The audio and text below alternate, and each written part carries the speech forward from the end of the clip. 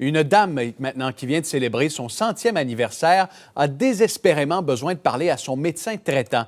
C'est qu'il doit émettre un billet qui va lui permettre de quitter sa résidence actuelle pour se rendre dans un établissement qui est mieux adapté à ses besoins.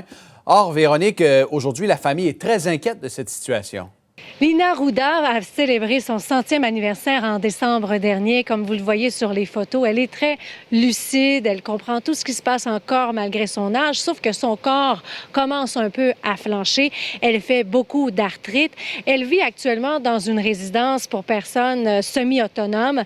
Donc, elle est tombée en fait 3 fois au cours du dernier mois dans son appartement et elle s'est retrouvée à toutes les fois à l'hôpital. Donc, la famille commence à être inquiète et voudrait que la dame se rende dans une résidence pour personnes en perte d'autonomie. Voici sa belle-fille qui nous explique un peu les événements du dernier mois. Des fois, elle glisse. Elle peut être assise dans un fauteuil, puis elle va juste glisser, puis elle est plus capable de se relever. Puis elle peut être là pendant 1 heure, tu sais, si elle est loin de sa sonnerie ou du téléphone.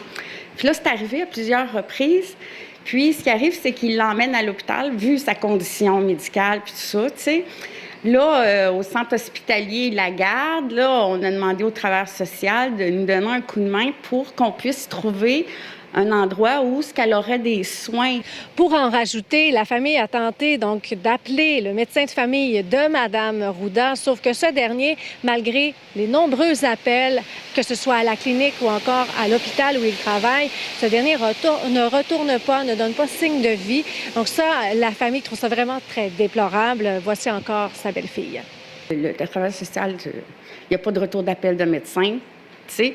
Puis c'est un médecin qui se pétait les bretelles, là, qui disait « ça a été ma première patiente qui a 100 ans, tu sais. » Puis là, il laisse des messages à la secrétaire, puis il n'y a pas de retour d'appel. Puis il est en Ontario présentement, il travaille en Ontario.